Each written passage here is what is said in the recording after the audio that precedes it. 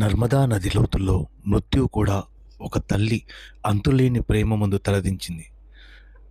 2026 April 30వ తేదీ సాయంత్రం మధ్యప్రదేశ్లోని జబల్పూర్ సమీపంలో ఉన్న బార్కీ డ్యాం వద్ద ఒక ఘోరమైన పడవ ప్రమాదం జరిగింది. సుమారు 39 మంది పర్యాటకులతో ప్రయాణిస్తున్న ఒక క్రూయిజ్ బోట్ అకస్మాత్తుగా వచ్చిన భయంకర తుఫాను దాటికి నీట మునిగిపోయింది. ఆ పడవలో ఢిల్లీకి చెందిన 39 ఏళ్ల మరీనా మసే తన భర్త ప్రదీప్, కూతురు సియా మరియు 4 ఏళ్ల కుమారుడు త్రిషాంత్తో కలిసి ఎంతో సంతోషంగా విహారయాత్రకు వచ్చారు. కళ్ళ ముందే పడవ మునిగిపోతున్న ఆ భయానక క్షణంలో తన ప్రాణాలను సైతం లెక్క చేయక ఒక తల్లి తన బిడ్డను కాపాడుకోవడానికి చేసిన పోరాటం అందరినీ కన్నీరు పెట్టిస్తోంది. మరుసటి రోజు ఉదయం భారత సైన్యానికి చెందిన రెస్క్యూ డ్రైవర్లు నీటి అడుగున 20 అడుగుల లోతులో చిక్కుకున్న పడవను, మృతదేహాలను వెలికితీస్తున్నప్పుడు ఒక హృదయ విదారక దృశ్యాన్ని చూసి చలించిపోయారు.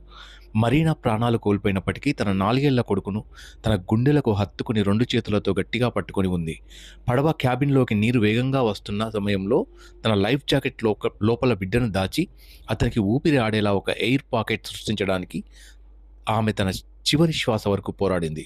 మృత్యువు కూడా వారి బంధాన్ని విడదీయలేనంతగా బలంగా ఆమె తన కొడుకును పట్టుకుంది. ఆ ఇద్దరిని వేరు చేయడం సహాయ సిబ్బందికి కూడా చాలా కష్టమైంది. ఈ ఘోర ప్రమాదంలో భర్త, కూతురు ప్రాణాలతో బయటపడగా మరీనా మరియు త్రిషాంత్తో పాటు మొత్తం 9 మంది అమాయకులు ప్రాణాలు కోల్పోయారు. ఈ విషాదం కేవలం ప్రకృతి వైపరీత్యం మాత్రమే కాదు, కళ్ళకు కడుతున్న వ్యవస్థాపరమైన వైఫల్యం. ప్రమాదం జరుగుతున్నప్పుడు కనీసం లైఫ్ జాకెట్లు కూడా సమయానికి ఇవ్వలేదని ప్రాణాలతో బయటపడిన వారు ఆవేదన వ్యక్తం చేశారు.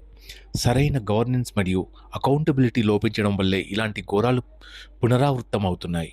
నిజమైన డెమోక్రసీలో పబ్లిక్ సర్వీస్ అనేది ఎల్లప్పుడూ ప్రజల ప్రాణాలను మరియు భద్రతకు అత్యంత ప్రాధాన్యత ఇవ్వాలి. పడవ నిర్వహణలో జరిగిన ఈ నిర్లక్ష్యంపై అక్కడి లీడర్షిప్ బాధ్యత వహించి కఠిన చర్యలు తీసుకోవాలి.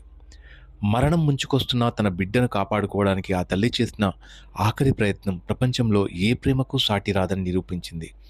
ప్రాణాలు కోల్పోయిన బిడ్డను వదలని ఆ తల్లి ప్రేమకు సలాం. కానీ ప్రాణాలు తీస్తున్న ఈ వ్యవస్థలోని నిర్లక్ష్యానికి మాత్రం ఇకనైనా ముగింపు పలకాలి.